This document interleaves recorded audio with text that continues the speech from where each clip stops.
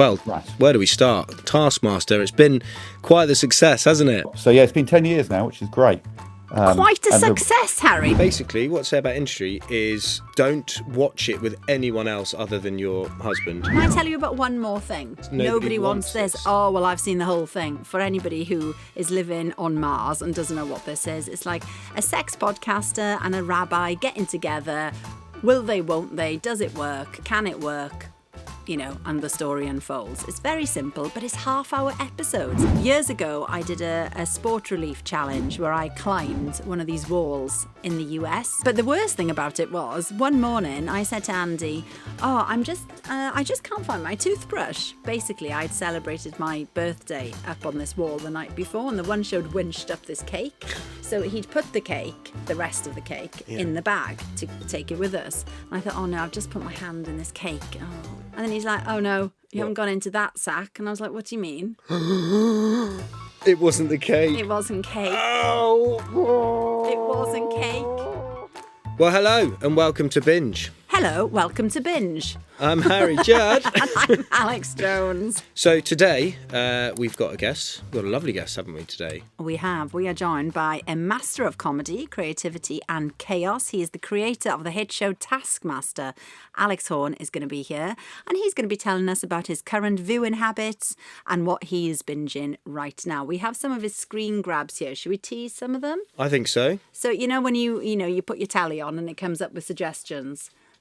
We have got, Bad Monkey is one of the ones on his, on Apple. That's the thing with Vince Vaughn. It's pretty good. We've got Freddie Flintoff's Field of Dreams, which came highly recommended from my mum. Colin from Accounts, both Al and I love that, and Industry, which we'll talk about in a minute because I'm binging that one. Oh, I want to hear all about that. Yeah, basically what I say about Industry is don't watch it with anyone else other than your husband. Why? Definitely don't watch it with your in-laws. Oh, it's quite spicy. It's very spicy, Al. It's very spicy. It's a bit like, it reminded me actually, my dad went to the cinema and watched Wolf of Wall Street with my granny, my mum's mum. That is the most hideous He thing. watched Wolf of Wall Street with his mother-in-law, my grandmother. So Industry's kind of got that vibe. It's brilliant. I'm well deep into season 2. So there's everyone's talking about it because season 3 has just dropped, and I knew nothing about it. And I got recommended it just before season 3 dropped. So I've blitzed season 1. I'm halfway through season 2. But it's a really, really brilliant show. Really is. It's totally binge-worthy. It's one of those ones that's having me up late at night, and I'm having to stop myself from moving on to that next episode. But the thing about Industry, which is amazing, is that it was written by people who used to be investment bankers, wasn't it? Yeah, so it's really sort of authentic. They really knows the nitty gritty. It's, all of it is based on real life events. Yeah, it's hard hitting. It really is. And that's the thing, when you're watching it, it's one of those where you think, does this really happen? But to know that, as you say, it was Mickey Down and Conrad Kay were investment bankers and they wrote it. So it's based on true events. Yeah. Is Izzy watching it with you? Izzy is not watching it. She's reading her book at the moment.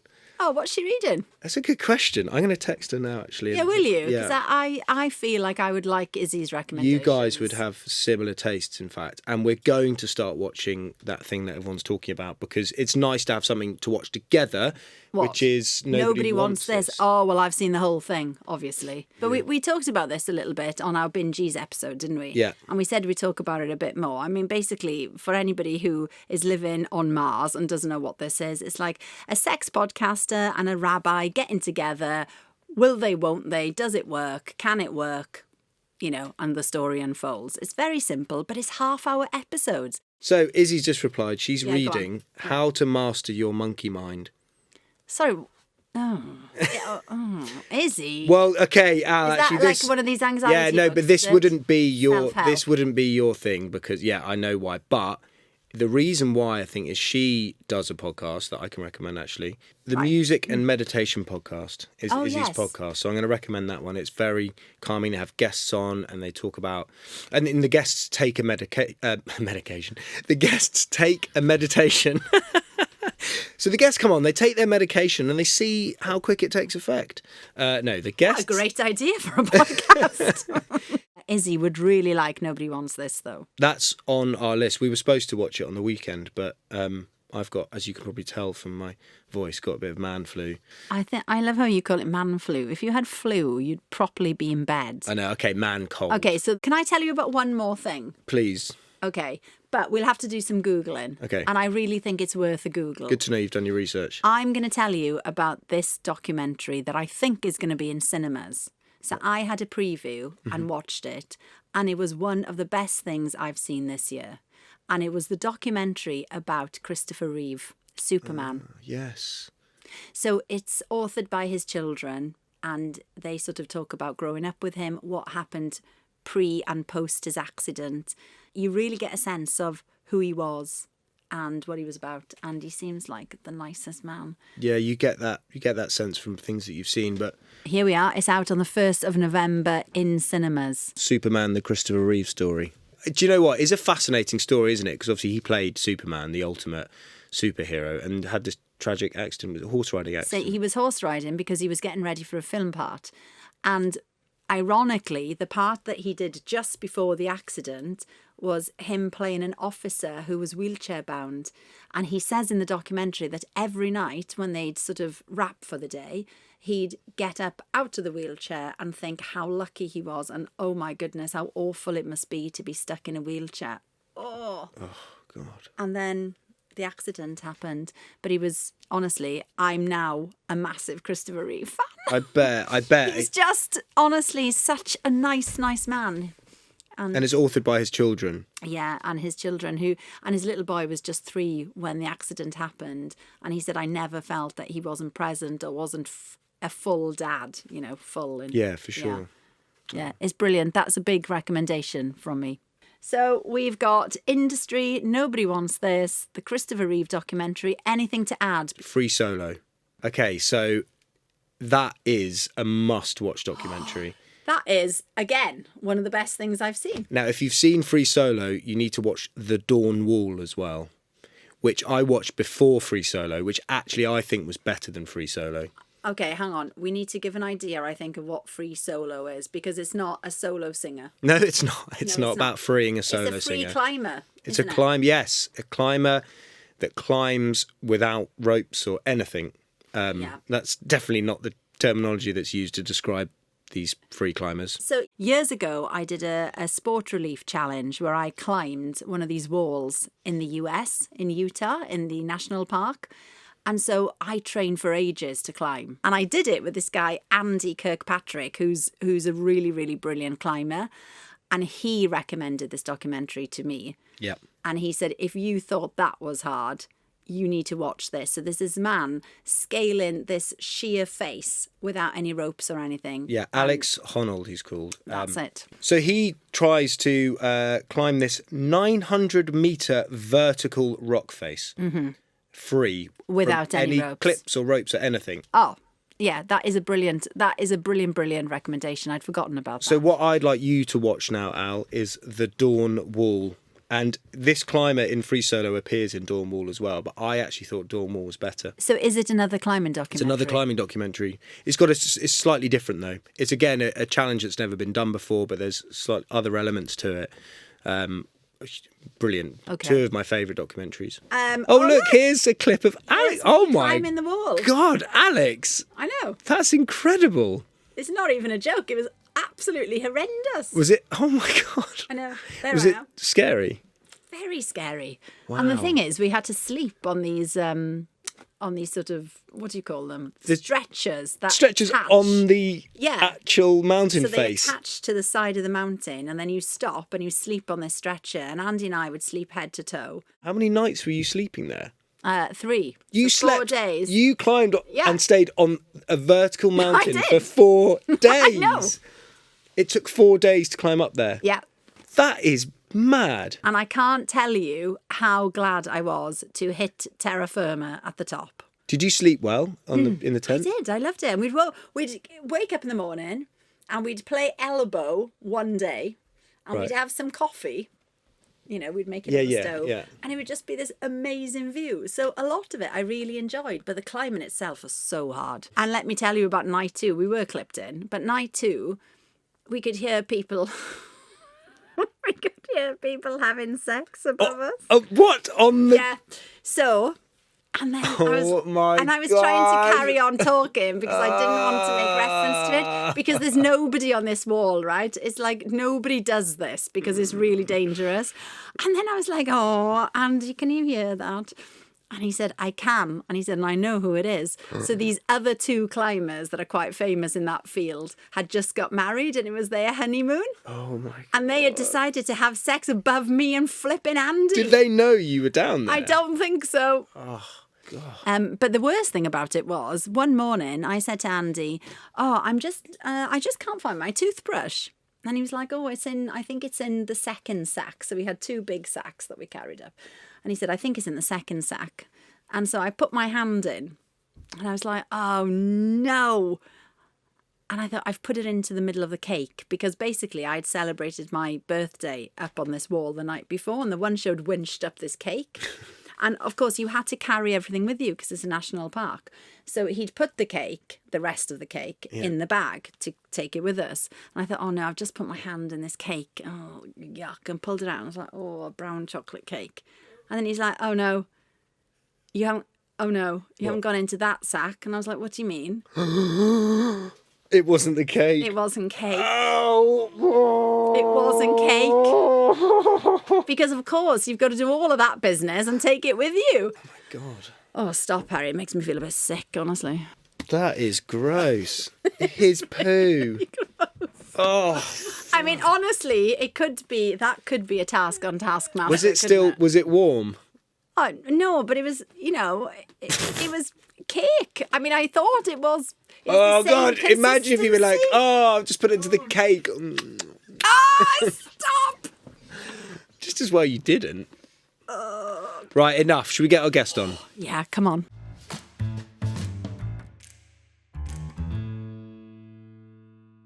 Joining us now is a master of comedy, the creator of Taskmaster and leader of the Horne section, who are currently on tour. It's Alex Horne. Hi, Alex. Good morning, Alex. Good morning, Harry. Good Hello. morning. So good back to afternoon. front, isn't it? So, well, Right. where do we start? Taskmaster. It's been quite the success, hasn't it? Quite a success, Harry. It's I in know. its 18th series. I mean, it's absolutely massive. Is that common to hit 18 series? Not really, not in comedy. I mean, each one we're pretty sort of surprised by, but I think because I don't know, I've got three boys who are teenagers and they don't really watch telly anymore except Taskmaster. Their mates watch Taskmaster, so it somehow hit a thing where families watch it, and I don't know. I wish I knew the reason why it's still going. Otherwise, I'll try to do it again. But yeah, I mean, Greg is a very funny man, and also so big. I don't think they want to cancel it because he would, yeah. I think we should kind of just have a quick sum up of what Taskmaster is for those that might not have seen it. 5 comedians go. do tasks to impress a giant. That's it. But the trick is that the comedians don't know what's coming, so they open up an envelope and they get given an instruction in isolation. So they don't know how each other's done. They do their best, and then they come to the studio, and there's no script. So I think that helps, and they're not stuck behind a desk like a normal panel show.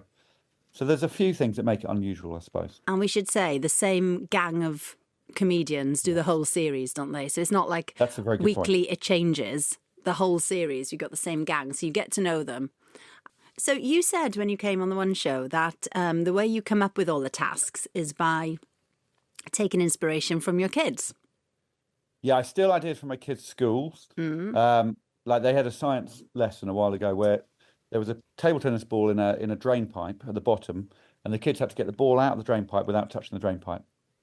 So they had to learn about pouring water in, so the table tennis ball rose to the top. So we nicked that idea and we drilled holes into the drain pipe so water sprayed out on Bob Mortimer. So yeah, it's just nicking ideas from everywhere, really. I think they call it magpieing in the teaching profession. Magpieing? Is that stealing ideas? Yeah, it's stealing, theft. but it Borrowing. doesn't sound like stealing. Yeah, borrowing, improving. I think what's so great about it is that the guests you have on genuinely seem to be having a great time. And you'd get such a high caliber of comedians as well. So the content's amazing. But am I right in thinking they do have a really fun time on the show? Yeah, I think you're right. I think in telly it does help they turn up and we look after them, but mainly they just go straight into doing these tasks, which are reverting to childhood a lot. So they get dirty, they muck about, and sometimes they're in teams, sometimes they're not. But yeah, they have a good time. They always come out at the end. It's a bit of a weird situation because they come out. These 5 people have shared this experience, and some of it's quite tough and embarrassing, depending what they do. But yeah, it's sort of quite real and hopefully fun. What's been your favourite task, Alex? I have no good answer to that, Alex. But come on, what about crying into an egg cup? I'm really glad you shouted that at me. What about crying into an egg cup? Yeah, that was a good one. I quite like sweating into an egg cup as well. Get the most sweat in an egg cup. I mean, the first couple of series were the ones I enjoyed the most because we didn't know it was going to work. So they had to walk into the Chesham Town Hall where I live, and the mayor of Chesham was sat there, and it said, "Impress this mayor. You've got 20 minutes. Your time starts now." And that was really good to see John Richardson floundering, and Joe Wilkinson got him 42 Calippos and 8 strong lagers. That was impressive. That is I think that one might be my. Let's say that one for now. And the brilliant thing is, you can do this. You can try it now, not just comedians, anybody, because there's like a live experience thing. We should go and go head to head and film it. Where is this? Yeah, Canada good question. Water. Where is it? It's in London, sadly, but hopefully we'll move it around the place. But yeah, at the moment, London, it's in a place called Dock X near London Bridge. And yeah, anyone can turn up, members of the public, and you go and experience it and do tasks. We've rebuilt the house in a warehouse, and it's great. So yeah, please do. And well brought up, Alex. I do appreciate you bringing that up. Listen now, we've done you a favour. Now you've got to tell us what you're watching on telly. Okay. So this is my turn. We've got your screen grabs, by the way. Oh yeah, we have. Interestingly enough, I should say, lots of these screen grabs are my wife's screen grabs because she watches much more telly than me. Let's have a look at some of the things you're watching then. You've got a couple of bits on iPlayer. Ludwig. Big fan of Ludwig. People have raved about it, yeah. Yeah, this is something I watch alone because I do quite a bit of travelling on a train at the moment to gigs around the country with the band. And Ludwig's great. It's old-fashioned murder, sort of gentle murder. What's the one on the island? That murder one. Death in Paradise. Death in Paradise. It's that sort of murder. It's not gruesome. It's quite sweet, and you can solve it each week. And I really like David Mitchell, obviously. So, yeah, I really recommend that. I'm trying to tell everyone to watch that one. I also love David Mitchell. So like a sort of acceptable murder is what you're saying. You've also got Greg Davis' sitcom called The Cleaner. Yes, I feel, well, he is my big friend, but it's really good. I don't know about you, if you know people who are on TV, how you find watching them on TV. I find it quite hard to separate my friend from the character in it, but I've got far enough into it now. So his character is called Wiki. He's a crime scene cleaner, and the two are different enough. So I really recommend it. It's half an hour of big, stupid, laugh out loud comedy. And I think there's a lot of sitcoms that are quite serious nowadays. This is not a serious program. No, I think the sitcom though is making a return. I hope so. I hope there's sitcoms with jokes in. I mean, I really appreciate sitcoms that have a message, but I do enjoy sitcoms that are just funny for their own sake. Yeah, but look at, things like The Cleaner, Motherland, absolutely brilliant. We've talked about Colin from Accounts at length. See, I think it's having a little resurgence, the old sitcom. The old sitcom. Yeah, well, there's the Horne Section sitcom, which is back next year. I might as well mention it. That's our band. That's back on Channel 4 next year, and it is just stupid. As a sitcom? As a sitcom. Yeah, we did one series a couple of years ago, and we're back. Reggie Watts has joined our band. I don't know if you know him. He was the band leader for the James Corden show. So nice.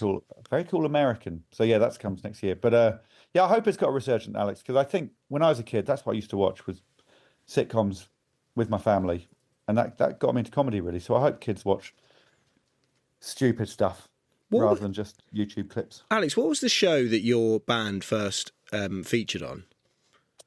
Probably 8 out of 10 Cats does Countdown. That was a really good launch pad. Yes, for that's us. right. And a lot of newer acts. It was really good because you have your little spot and your little segment, but it's not the whole show. So you can just give people a flavour of yourself, and everyone watches that show. I mean, that's a great show. That is a great show. What's the thing that you've enjoyed most, which might have been a little bit surprising recently? Can I mention a movie that I watched of course. on a plane? You know, when you look through, there's 100 movies on a plane and you can't think of a single one you want to watch. So there's one called Next Goal Wins, which I watched, which is this sort of quite sweet movie about a football team. I can't even remember which football team it is. I think it's the Pacific Island, and it's a true story of their first ever win. And I think it's a Taika White. It's the guy Taika. I can't remember. I've never pronounced his surname. And I think it's the bloke who wrote In Between Us as well, Ian Morris. Anyway, it's very sweet. It's brilliant, really hard. You know, when you get to the end of a movie, you know what's going to happen, but it's really sort of joyous. And on a plane, everything is intensified anyway, so I think I cried. Why is that? Because the amount of films I've watched on a plane where I cry, I don't know. It's so strange. Is it something to do with the altitude, or is it? It's so you get more emotional on a plane, and also tomato juice and gin and tonic taste nicer on a plane. Because of altitude. Yeah. Because of altitude. Bloody Mary and a sweet movie. That'll do me. Nobody's ordering tomato juice on the ground. Disgusting. But in the air, suddenly, it's the nicest thing you've ever tasted. Yeah, everything is intense on an airplane. But that was the movie that got me. I'd recommend it on a plane. So book a flight that has that just movie to watch that. Okay, it sounds a bit Ted Lasso-y. Is it? It is a bit, but it's a true story. So it has got a little bit more realism, I suppose. But honestly, it really got me, and I've told everyone to watch it. I've never heard it mentioned by anyone else. I've never heard of it. No. And it's Michael Fassbender as well.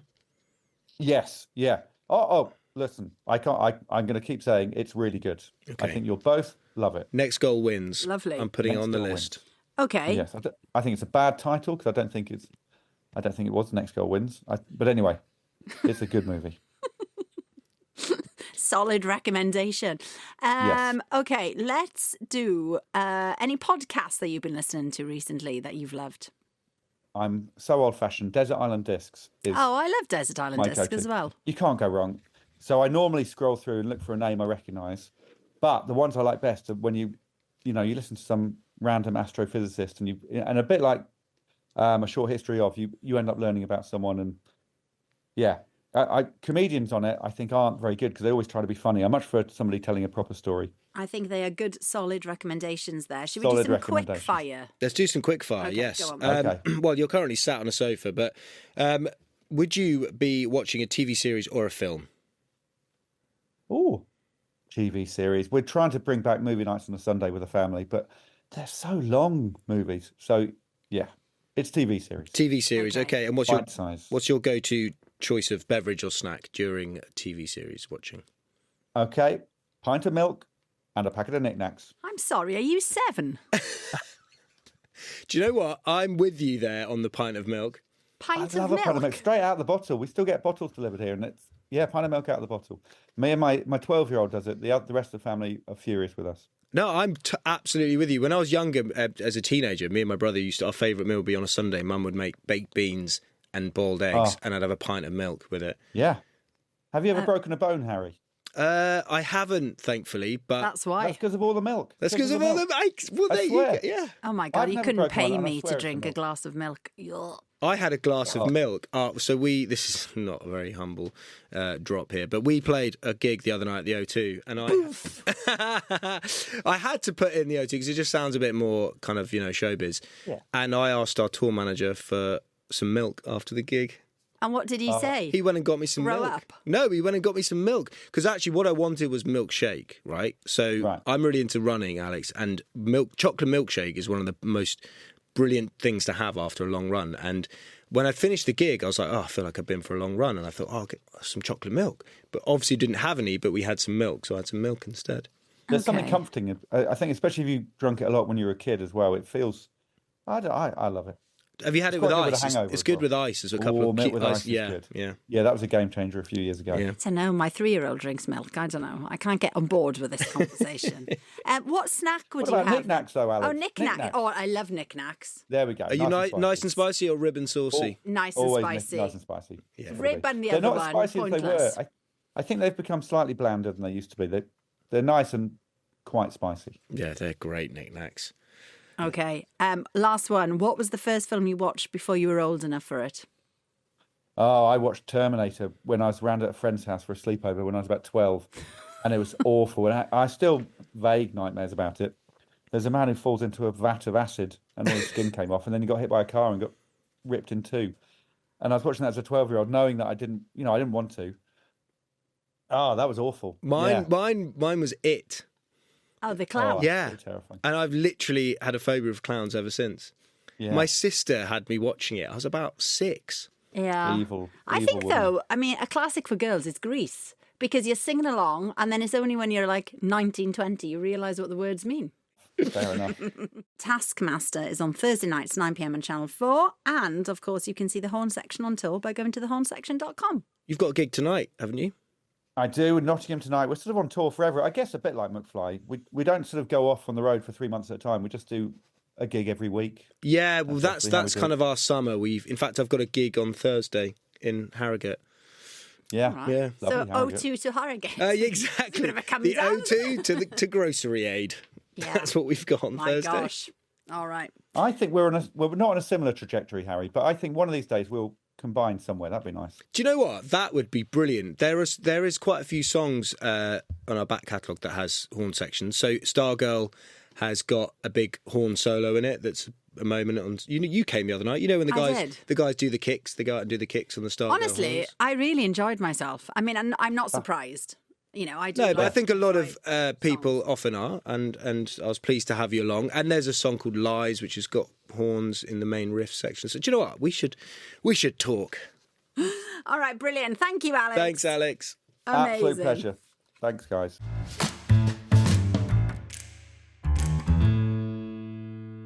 Well, that's all we've got time for. Don't forget Binges. You can share your recommendations or ask us any questions you would like by emailing hello@bingepodcastofficial.com. Or send us a voice note on WhatsApp. It's Al's number 07418 627 194. Binge is a Viral Tribe entertainment production. You can head over to YouTube to watch all our episodes. Join us next time when we'll be helping you sort the binge-worthy from the bin-worthy. Bye.